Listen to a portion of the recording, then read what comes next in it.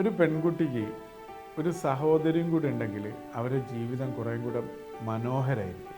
ചെറുപ്പകാലത്ത് ആൺകുട്ടികൾക്ക് പുറത്തു പോയിട്ട് കുറേ കളിക്കാനുള്ള അവസരങ്ങളുണ്ട്, പെൺകുട്ടികൾക്ക് അത്രത്തോളം ഉണ്ടായിക്കൊള്ളണമെന്നില്ല.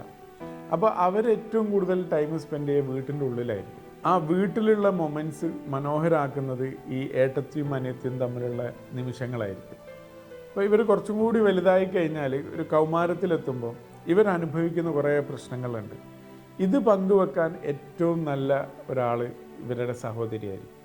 ഇനി വിവാഹ ജീവിതത്തിലേക്ക് വന്നു കഴിഞ്ഞാൽ ഭർത്താവിൻ്റെ വീട്ടിൽ അല്ലെങ്കിൽ വീട്ടുകാരുമായിട്ട് എന്തെങ്കിലും സൗന്ദര്യപ്പിണക്കങ്ങളൊക്കെ ഉണ്ടെങ്കിൽ ഇത് പങ്കുവെക്കാനും ഏറ്റവും നന്നാവുക സഹോദരിയായിരിക്കും.